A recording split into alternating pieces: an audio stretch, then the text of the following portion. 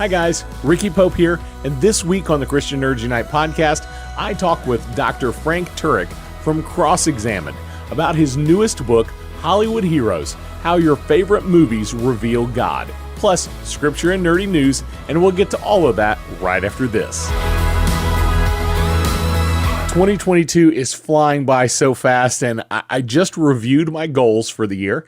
It's not too late to set some effective goals for 2022 for yourself. And the Goal Process 101 ebook helps you do just that. With a straightforward process and practical exercises, you'll be guided to set the right goals for you and set out a plan to achieve them. Get your copy of the Goal Process 101 ebook by going to goalprocess101.com. Use CNU2022 at checkout to save 10%. Now, back to the show.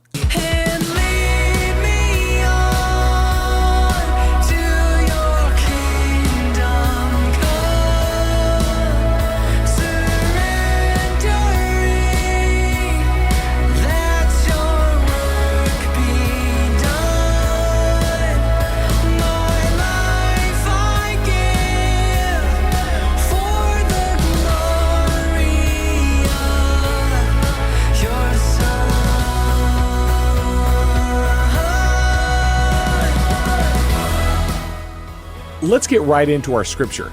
And I thought I would read a scripture passage that Frank Turek references in his book, Hollywood Heroes. Ephesians 6:10-18.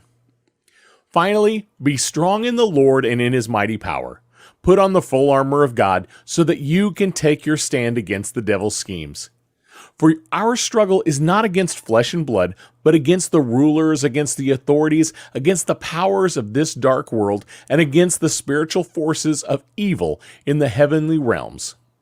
Therefore, put on the full armor of God, so that when the day of evil comes, you may be able to stand your ground. And after you have done everything to stand, stand firm then, with the belt of truth buckled around your waist, with the breastplate of righteousness in place, and with your feet fitted with the readiness that comes from the gospel of peace. In addition to all this, take up the shield of faith, with which you can extinguish all the flaming arrows of the evil one.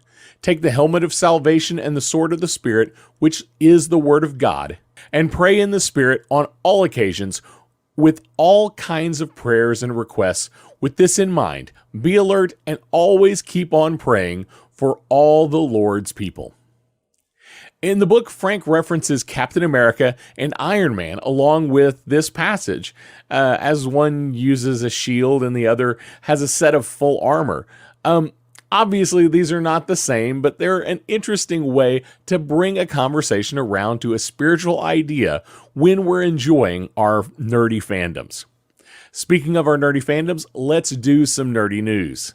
Ezra Miller, who has played the Flash in multiple DC projects, and the upcoming Flash movie that is slated to be released in a little less than a year, continues to make news, and not in a good way. Some reports say that executives met as early as March of this year and decided to put a pause on Miller for the future of Warner Brothers projects for now. And others are speculating how they will handle the upcoming film, suggesting three options: either push ahead with all the plans and press and have Miller out front and center, release the film as planned but with limited press and publicity, or release the film directly to HBO Max. Without a significant change, it's likely that The Flash will be Miller's last film with Warner Brothers and DC. It is a multiverse movie. Could we see an end credit scene where the Flash arrives and is played by a whole new actor? We'll have to wait and see. In box office news, Top Gun: Maverick, Tom Cruise's most recent film, has topped $1 billion in its global box office, and over $500 million domestically. This is a first for any Tom Cruise movie, and only the second film to achieve that success since the pandemic, the other film being Spider-Man: No Way Home. Kevin Feige confirmed last week that Marvel will attend the San Diego Comic-Con this summer and will have a full panel in Hall H. This will be the first time in 3 years since Feige and Marvel have had the in-person panel, and the first time in 3 years Comic-Con has happened in person. Marvel has never attended every year, and when they do, it is often full of great announcements. I can't wait to hear what news they have for us this year. A few weeks ago, I was able to sit down and chat with Dr. Frank Turek of CrossExamined.org. If you're not familiar with Frank, he is a speaker, apologist, and award-winning author. Some books you might have heard of are Hollywood Heroes, How Your Favorite Movies Reveal God, Stealing from God, Why Atheists Need God to Make Their Case, and I Don't Have Enough Faith to Be an Atheist. As the president of CrossExamined.org, Frank presents powerful and entertaining evidence for Christianity and has also debated several prominent atheists, including Christopher Hitchens and David Silverman. In our interview, we talk about his newest book, Hollywood Heroes, and discuss some of the attributes the heroes of our fandoms have in common with Christ. Dr. Frank Turek, it is wonderful to have you on the Christian Nerds Unite podcast today. It's great being with you, Ricky. Thanks for having me on. Absolutely. So you have been doing apologetics for many, many years, and your website, Cross-Examined, is where probably most people know you from. But recently you wrote a book that is a little more on the nerd side. A book. Well, apologetics is nerdy too. I mean, it is. It is. You are not wrong. Normally are thinkers, and that can correlate with nerdiness, like myself. So yeah. Absolutely. You are not wrong. But recently you wrote a book that had more to do with what maybe secular people think of nerds, thinking of superheroes and sci-fi and fantasy things. You wrote Hollywood Heroes. And I have actually been reading the book, absolutely love it. Oh, good. So what made you decide that this was the right book right now? Well, my son, who is also a graduate of our seminary, Southern Evangelical Seminary here in Charlotte, that's where I went years ago. He's in the Air Force as an Air Force officer, but he's also gone to seminary online, and he's a movie buff. And we got talking, this is probably 5 or so years ago, we were talking about all the parallels to Christianity you see in these superhero and fantasy movies. And we thought that would be a good book. So it ultimately wound up as the book now known as Hollywood Heroes, How Your Favorite Movies Reveal God. And what we do is we go through some major movie franchises, Captain America, Iron Man, Harry Potter, Lord of the Rings, Star Wars, Batman, and Wonder Woman. And we've got Superman in there, and Spider-Man's in there a little bit as well. And we point out how all these stories are borrowed, at least partially, from the greatest story ever told, and how all these heroes, particularly the heroes you see in these movies, are shadows of the ultimate hero. They're parallel to the ultimate hero, Jesus of Nazareth. So that's what the book is all about. It shows the parallels. It shows how we're enchanted when we see someone sacrifice for us. And that's what these superheroes do. They sacrifice for us to take us to a land of bliss. We all want to be taken out of this land of pain and suffering. We want to be taken to a place of bliss. That's what superheroes do. And that's, of course, what Jesus himself does. Good word. Well, I know a lot of these stories, and you talk about a little bit about this in the book. A lot of these stories turn into morality stories. Yeah, they all are. Yeah. And why do you think that, even though a lot of the writers and producers of these films and stories maybe are not believers, or they know a little about Christian faith, but it's not their thing. Why do you think they include things like this that could tie so closely to what we see as obviously a type and shadow of what Jesus is? Well, they can't help it, Ricky, because they live in God's world like the rest of us do. And our deepest desire is to be taken from this world of pain and suffering, and to have someone come and do that for us is inspiring, particularly when someone comes and does that for us, and that person has to sacrifice for us. Let me give you an example of this. Out of the 7 movie franchises we look at in Hollywood Heroes, 2 of them were written by Christians. Lord of the Rings, Tolkien, a devout Catholic, and I know this is going to seem odd to some of your Christian listeners, but Harry Potter, yes, is written by an Anglican Christian, J.K. Rowling, who, maybe we can get into it later, pointed out that the Bible is really the inspiration for the whole thing. Okay. And I know Christians are like, oh, it's got magic and it's got divination in there. And so it can't be. We could talk about that later. But the other franchises, to my knowledge, were not written by Christians. Yet, even the folks that put together the Marvel Cinematic Universe, particularly those that wrote the movies leading up to Endgame, couldn't help but put in a Christian theme. In fact, think about it this way. Tony Stark, right? And there's going to be a lot of spoiler alerts here, friends. If you haven't seen Iron Man or Endgame yet, I'm sorry. We're going to reveal the whole thing right here. We're past spoiler warnings on this. All these are old enough. All these stories are old enough that if they haven't watched them yet, they've probably already been spoiled. So I'm not worried about it too much. Spoiler alert: Darth Vader is the father of Luke Skywalker. What?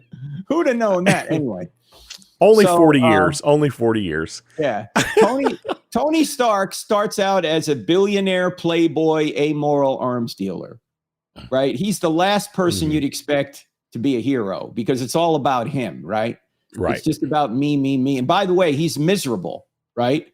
He's got the big 3. What are the big 3 we all think we want to be happy? We've got to have money, we've got to have power, recognition, and we got to have a great sexual relationship. Sex, money, power. Those are the big 3 things that everybody thinks they want. If I just had those 3 things, I'd be happy. Well, Tony Stark has it all. And he's miserable. He has everything to live with and nothing to live for, right? Now, that's like a lot of people in this world today. Exactly.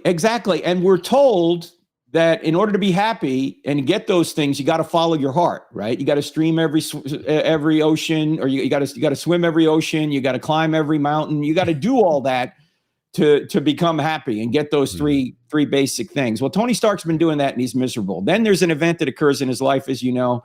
One of his own weapons detonates near him because his company sold these weapons to terrorists. And this weapon detonates near him and puts shrapnel in his chest. And he has to have this device installed in his chest to guard his heart from encroaching shrapnel. If that device fails, he dies. Now, I don't think the writers intended this, Ricky, but this is a beautiful illustration of what I think is the second most important verse in the Bible to this generation today. The most important verse, of course, has to do with the gospel, but this verse actually comes from the Old Testament. It's Proverbs 4:23, and here's what it says. Above all else, guard your heart because everything you do flows from it. Above all else, guard your heart. Doesn't say follow your heart. It says guard your heart.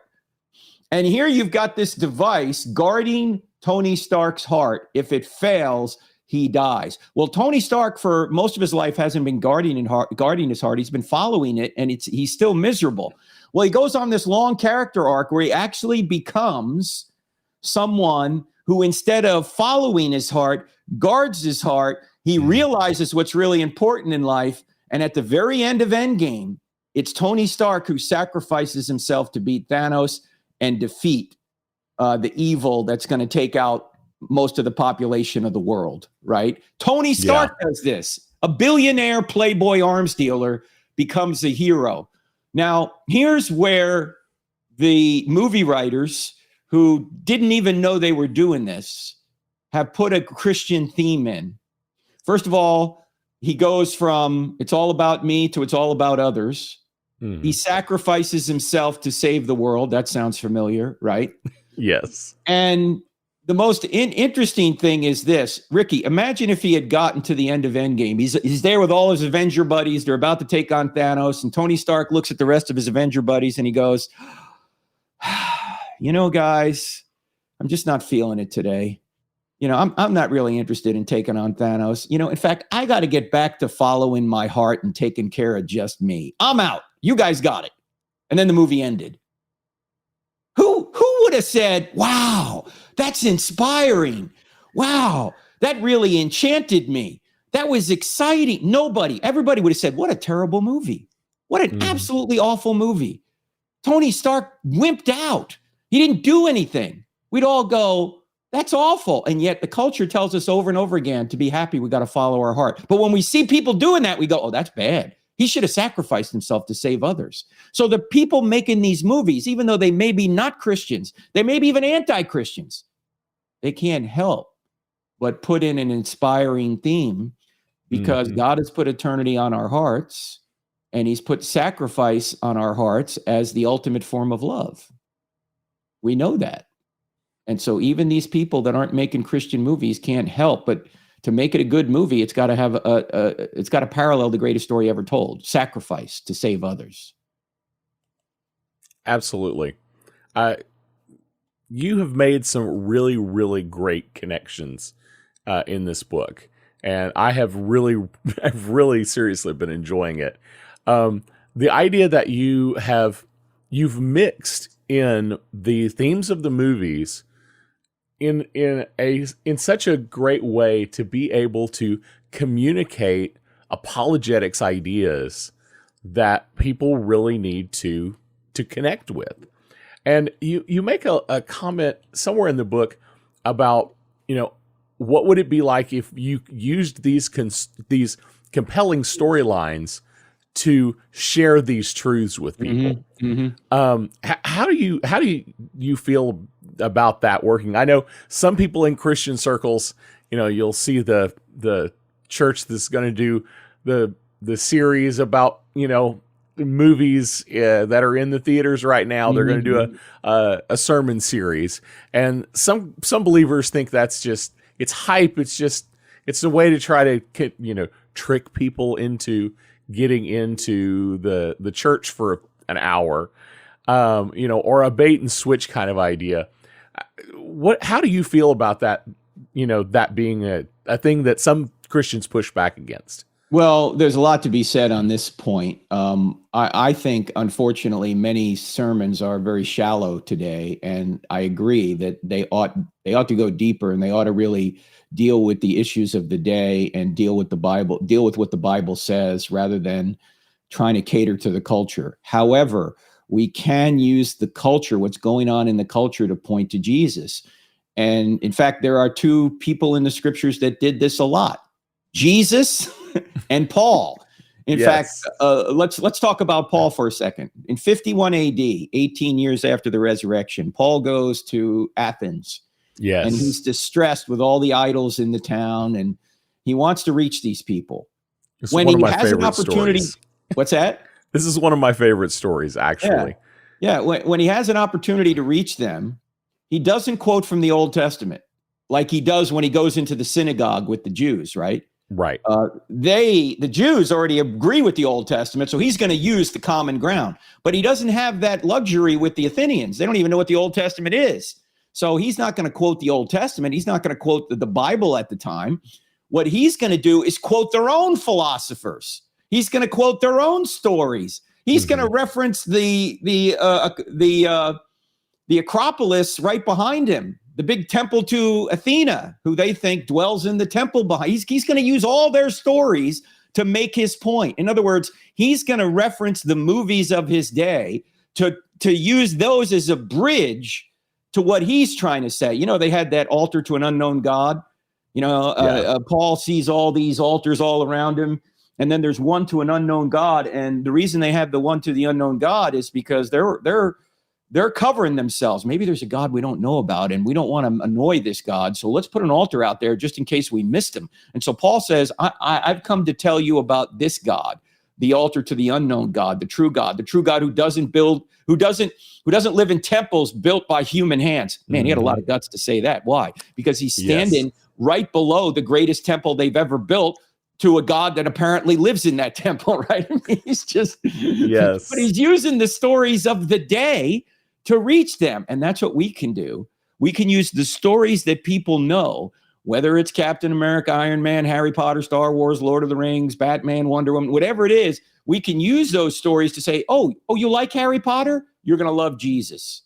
Oh, you think Iron Man did something great at the end of Endgame? Guess what? Jesus did something even better. Oh, you thought that Captain America diving on that grenade, even though it was a fake grenade, he didn't know it, was a great step of heroism? Well, Jesus didn't just die for his friends. He died for his enemies, right?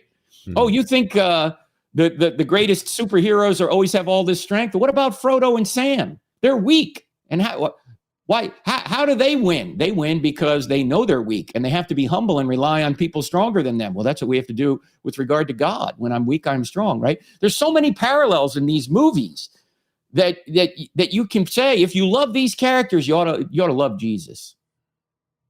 Absolutely. Now you do have quite an array of different characters that you talk about.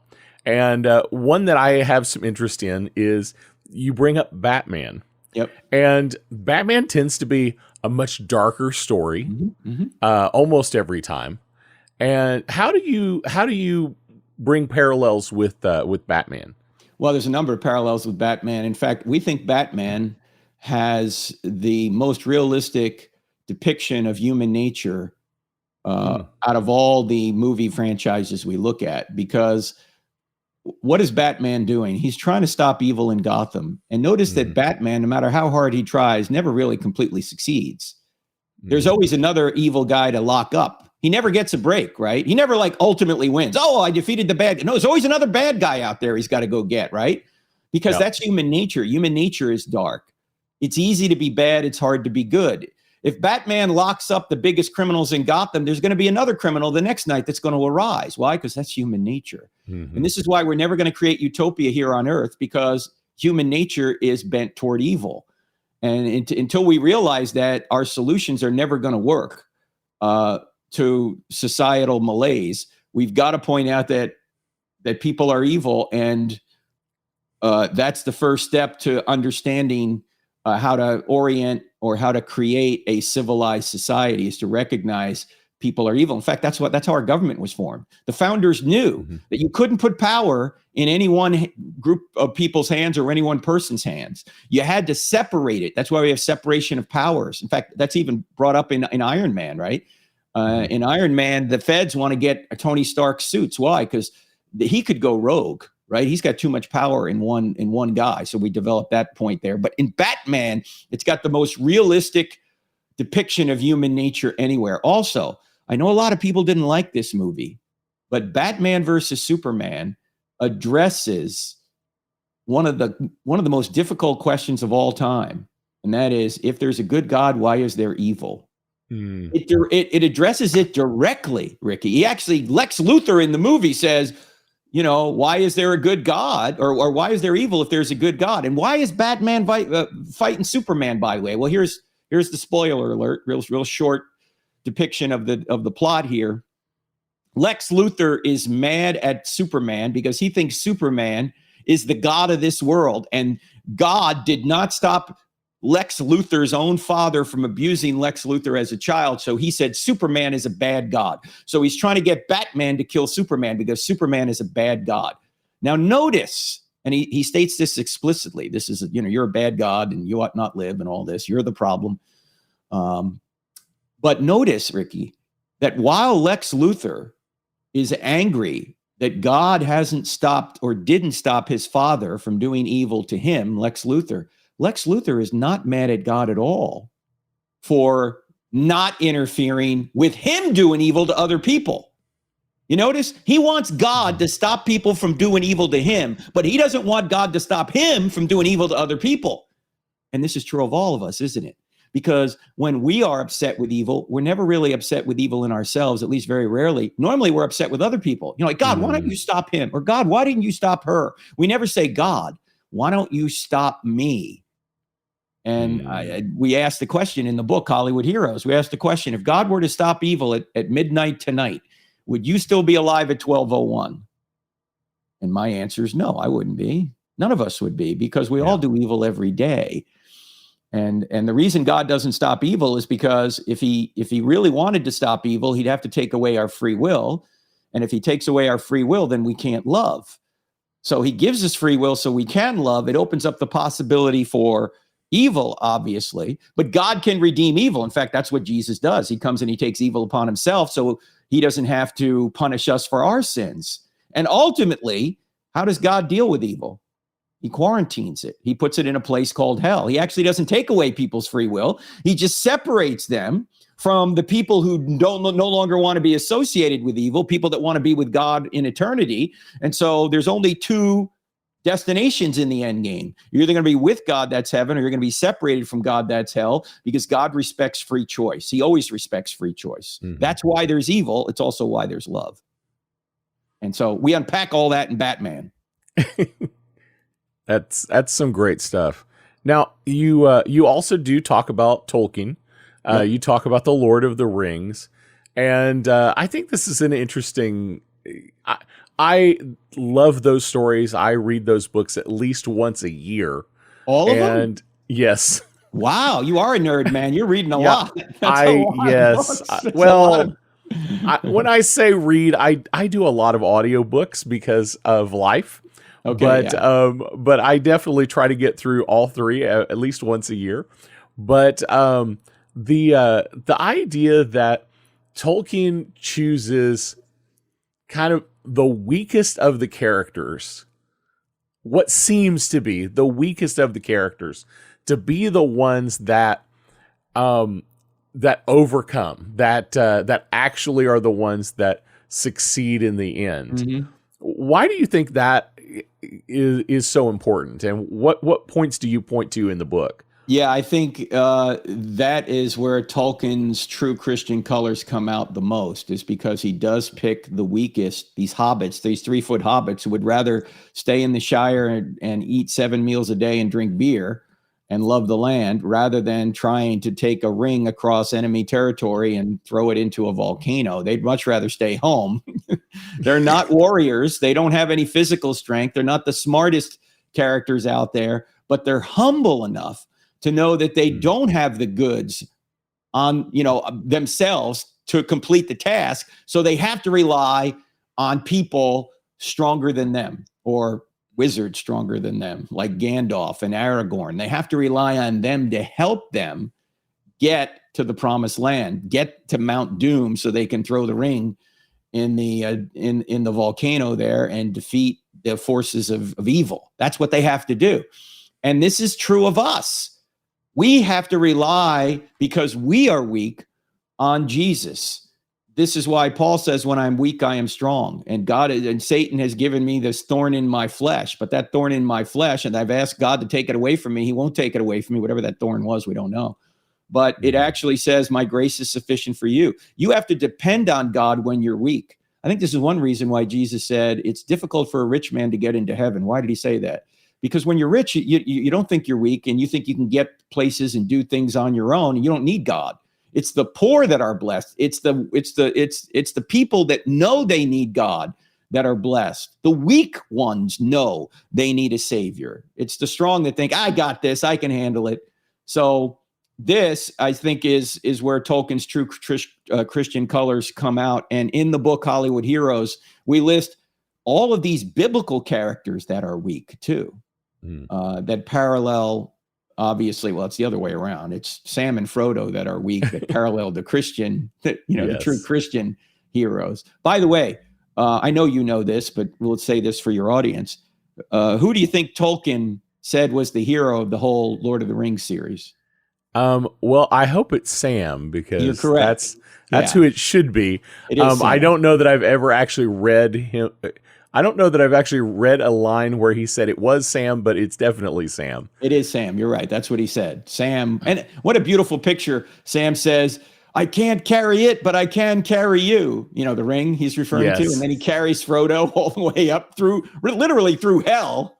Yes. And speaking of, I think it's a bit fascinating here when everybody, people will point at Frodo. Frodo destroyed the ring. Not exactly. Not really. No. If you actually read the story, he kind of failed in the end. It almost got destroyed by default, but Well, no, you know how it, that's you know how it another got story. destroyed? How it got destroyed was God behind the scenes, providence. Yes. Right. Yes. That's why Gandalf kept telling Frodo, "Hey, I know Gollum's a bad guy, but give him another chance." He says there's something about Gollum. We can't judge him just yet. And it turns out that Gollum, in his quest for evil to get his precious back, right? in his quest to get that, I got these magical voices every now and then, Ricky. Get his precious back. He actually does destroy the ring inadvertently. Yes. Meaning that God was working behind the scenes to keep Gollum in the story, so he could inadvertently destroy the ring. His own evil destroyed itself. I think it's a fascinating point but I don't know that it's exactly where we were going with this earlier. Now, you do bring up another idea when you're talking about Tolkien. You talk about C.S. Lewis, and you talk a little bit about the true myth. The true myth. Yeah. I know some of my audience will be familiar with this idea, but talk to us a little bit about that. Yeah, Tolkien, who was a Christian, was friends with Lewis, who at the time was not a Christian. Lewis went through World War I, as did Tolkien, I believe. And Lewis thought there was too much evil in the world, so there couldn't be a good God. And of course, he realized that if he knew evil, he must know good. And if good exists, then God exists. He eventually realized that and put it in mere Christianity. But before that, Tolkien noticed that Lewis was always interested in these dying and rising pagan myths, these dying and rising gods in these pagan myths that came after Christianity. And Tolkien at one point said to him, Jack, they called C.S. Lewis Jack, why are you so enthralled with these myths about dying and rising gods, but you're not enthralled when you read about the true myth in the pages of the New Testament? True myth? What do you mean by true myth? Well, Jesus actually did die and rise again. He is the true myth. This actually happened in history. All these other ones you're reading about, with which you're enthralled, didn't really happen. They're myths. But Jesus really happened. And then it kind of struck Lewis that's what, why would he not be interested in the Christian version of this? Mm-hmm. And is it really true? And he investigated it and realized it was really true. And as you know, C.S. Lewis became probably the best apologist, or the most accomplished and well-known apologist of the 20th century. And if it wasn't for Tolkien saying, hey, Christianity is the true myth, he may have never become a Christian. Now, you also talk in the book a little bit about Star Wars. Yep. And there's several. Your lack of faith disturbing. I don't have a really good Darth Vader. It's hard to be James Earl Jones. But that's you got it better. You have. I find your lack of faith disturbing. Yeah, that's much better. Much better. I should have hired you. That. You get a round of applause for that.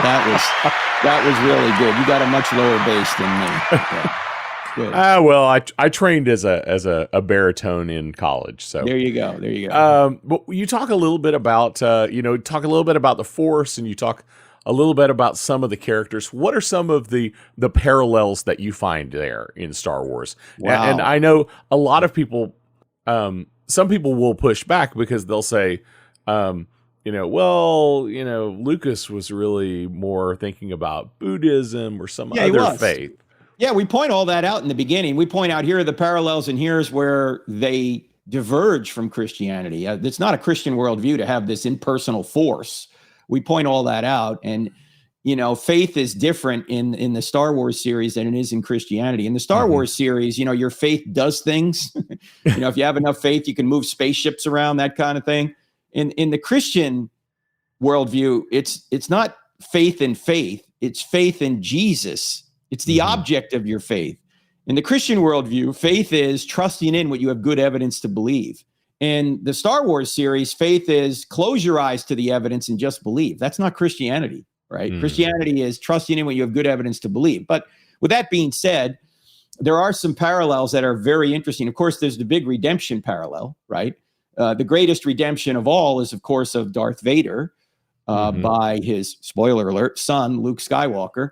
And then there's also the redemption of Han Solo, which we find real fun because Han Solo is the rule-bending, egotistical skeptic who doesn't really believe in the Force. Kid, this is all mumbo jumbo. It's all simple tricks and nonsense. There's nothing like having a good blaster at your side, right? Forget this Force stuff. Well, how does he become a believer over the series of 3 or 4 movies? He becomes a believer for 2 reasons, it seems. Number one, somebody loves him enough to try and redeem him. That's Luke Skywalker and Leia, who get him out of, he's frozen in debt with Jabba the Hutt. Remember, Jabba the Hutt says, Han, you disappoint me. You haven't paid. Well, Han can't pay him. Yeah, he's in debt. So Han Solo is frozen in debt by Jabba the Hutt in this carbonite thing. And then, of course, Luke has to come redeem him, and he does redeem him. And then later on, he becomes a true believer after Han Solo sees the evidence that this stuff really is true. It really does work. And later on, as you know, he says, it's all true.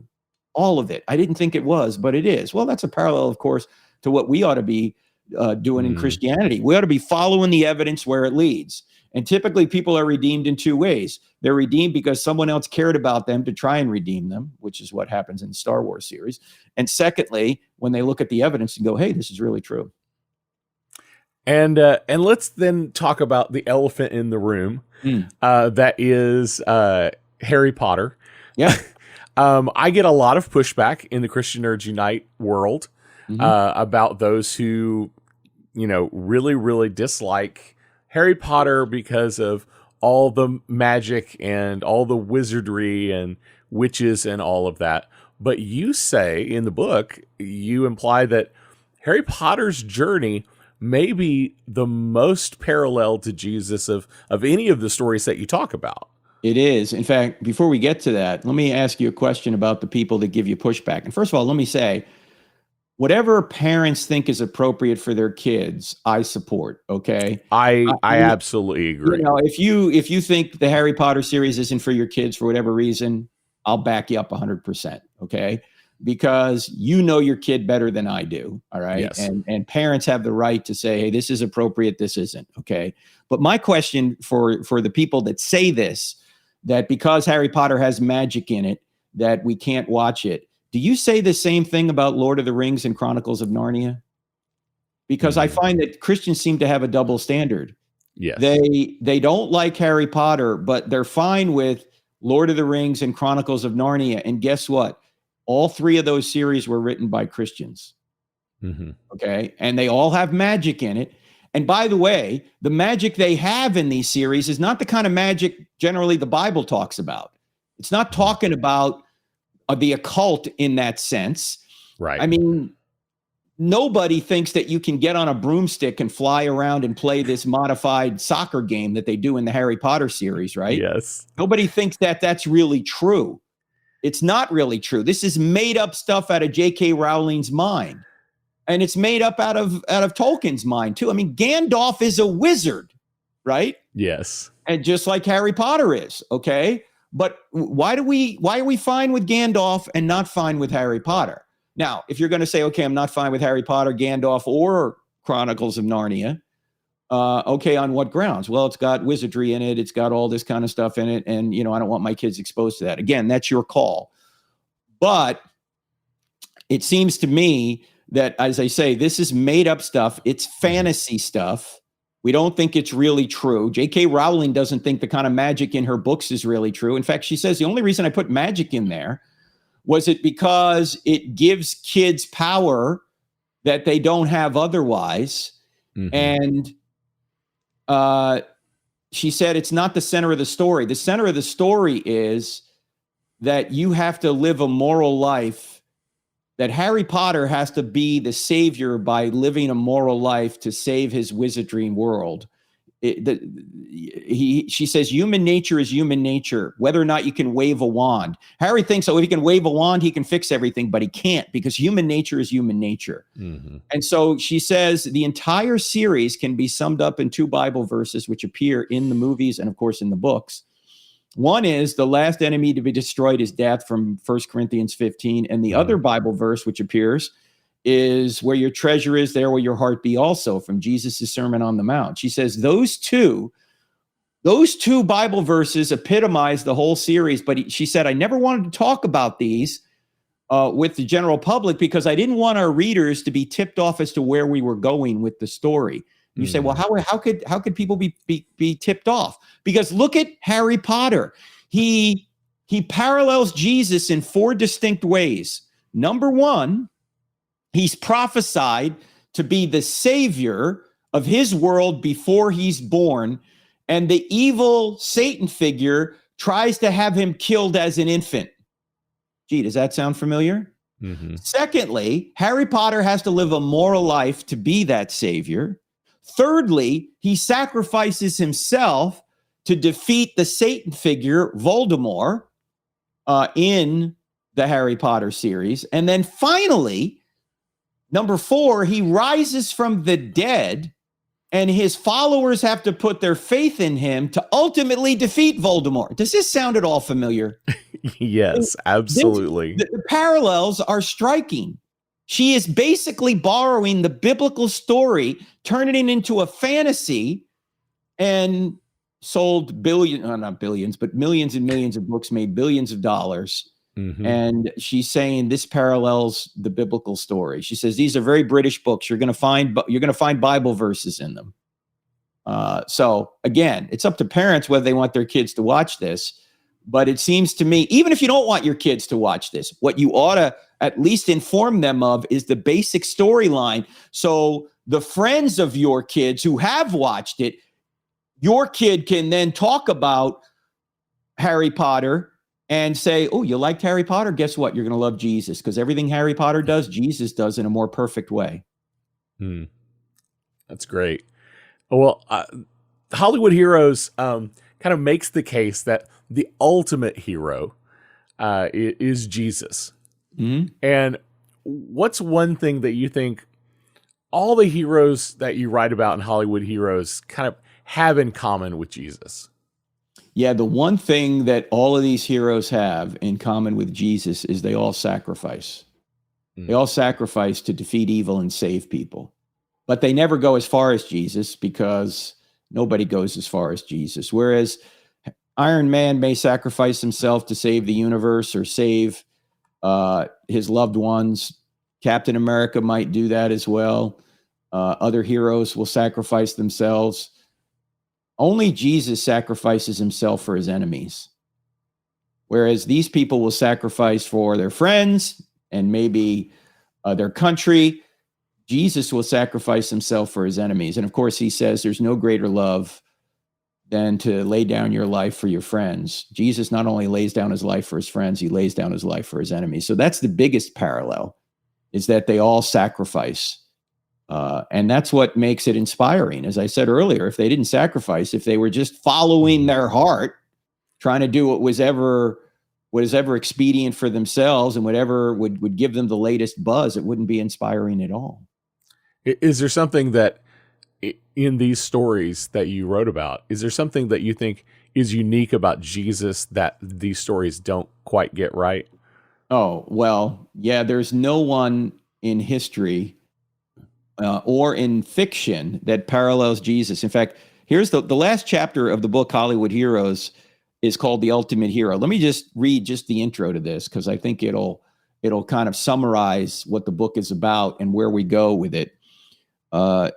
Here's how we start the chapter out. If you were making up your own superhero, what kind of qualities would your hero have? Imagine you could create someone who had Captain America's righteous idealism, Iron Man's Jesus, Harry Potter's willingness to sacrifice, Luke Skywalker's discipline, Sam's loyalty, Frodo's humility, Aragorn's courage, Gandalf's wisdom, Batman's focus, Superman's power, Wonder Woman's love. You would have Jesus, right? Actually, you'd have someone closer to Jesus than any of these heroes individually, but you would still be a long way from the real Jesus. The person of Jesus is unique in all of history and literature. No one rivals him. There are commonalities, as we have seen here in the book, but there is no perfect match, because there is no one with the perfect credentials of Jesus. And what we point out in here, Ricky, we have a number of reasons why Jesus is unique, but one of the ones that's most striking to me is that Jesus has qualities which normally you can't have in one person. Mm-hmm. Like, for example, he is supremely holy, but he's also approachable. He is full of truth, but also grace. He's full of grace, but also justice, right? Mm. He's completely mission focused, but he's also people oriented. He's also loving to people as well. He's not just about getting the task done. Mm-hmm. He's also about loving people. He is supremely confident, but at the same time, he's humble. He's strong, but he's also tender.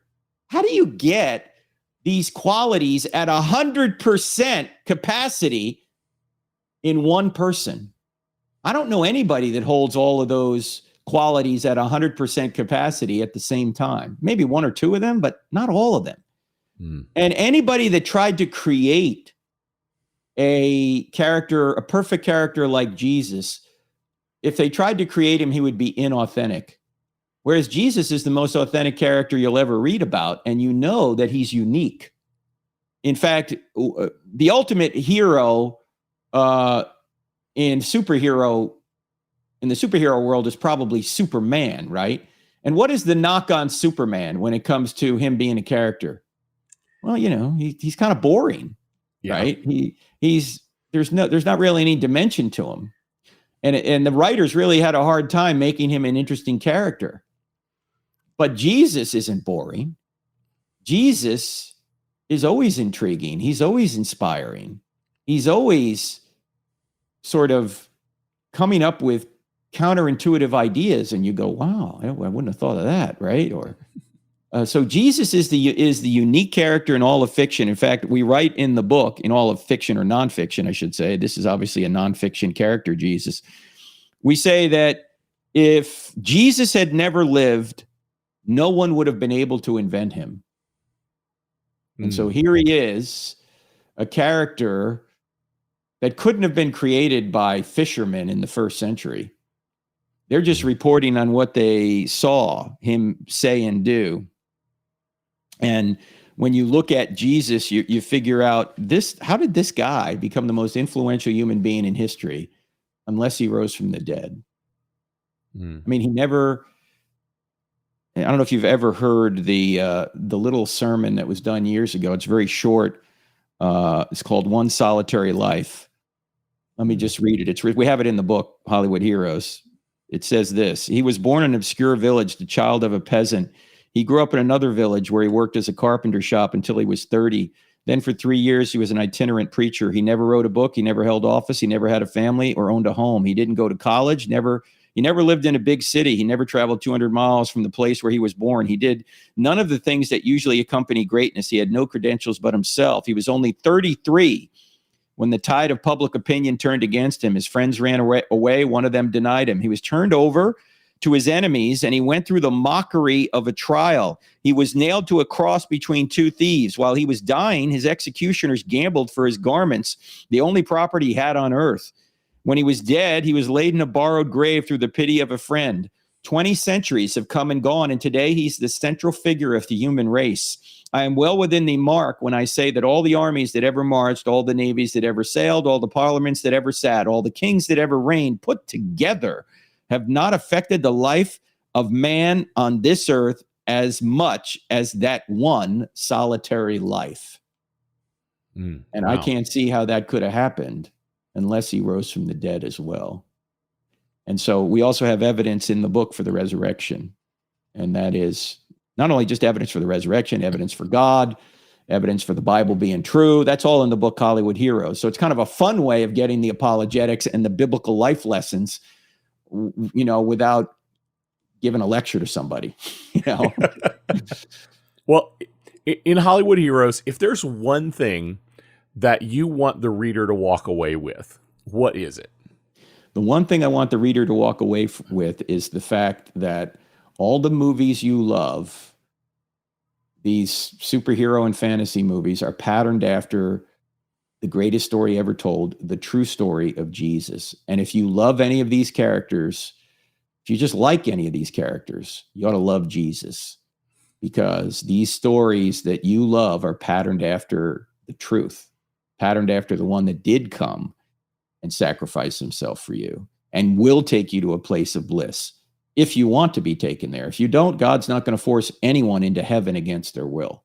And if you don't want God now, you're not going to want him in eternity. So he will give you your wish and separate himself from you. But if you want to be with him, then just accept the free gift that he's provided you. Just trust in him, believe in your heart that Jesus is Lord, and confess with your mouth that God has raised him from the dead, and you will be saved. That's Romans 10:9. That's great word, and I hope people do walk away from this book with that in mind. Frank, it has been a joy having you on the show today. Tell everybody how they can connect with you. How can they keep up with what's going on in the life of Frank Turek and Cross-Examined? Yeah, well, the two places you can go is crossexamined.org. That's cross-examined with a D on the end of it, .org. And then download our app, 2 words in the App Store, Cross-Examined. We have a podcast every week called I Don't Have Enough Faith to Be an Atheist. It's only 48 minutes, and we cover evidence for the faith. We cross-examine arguments against it. We cover some of the issues of the day as well. We have a TV show on DirecTV. It's streamed on our podcast as well. I should say on our app as well. It's streamed on our website, crossexamined.org. We also go to a lot of colleges, high schools, and churches, and we present evidence that Christianity is true from our book, I Don't Have Enough Faith to Be an Atheist, and also now from Hollywood Heroes. So just check us out at crossexamined.org, download the app, and also take a look at our podcast. That's new material that we put out every week. Awesome. Frank, it has been a joy having you on the show. Thank you so much for being willing to come on. Hey, Ricky, one other thing I do want to say. I think the book Hollywood Heroes is written in a way that parents, if you want to get your kids more interested in God, more interested in Christianity, pick up a copy, do movie night, right? Read the chapter before you watch the movie. And then there are 5 discussion questions at the end of each chapter that you can have with your kid, or youth pastors, or even pastors. You can use all this to communicate the truth in a fun way, a way that people are already interested in learning. That's the beauty of using the culture in a good way. Are they already interested in this stuff? Okay, let's show you how it points to the greatest story ever told, the story that ought to impact your life forever. Awesome. That's definitely something I really did enjoy in the book. When I first heard about the book, I thought, this pop culture book seems a little out of character for you and your organization. And then once I started reading the book, seeing how much apologetics you worked into the story, into the book, I was like, oh, this makes so much more sense now. And it really does bring the two together so well. That idea of doing pop culture and apologetics at the same time. Honestly really has been a brilliant read. I am really enjoying it. Well, thanks, Ricky. Thanks for getting it out too on your podcast and social media, wherever you can. We appreciate that. We just want more people to know about it. And absolutely. It's true. It's true. There's a lot of garbage that comes out of Hollywood, but when they put out good stuff, we ought to use it for the gospel. Absolutely.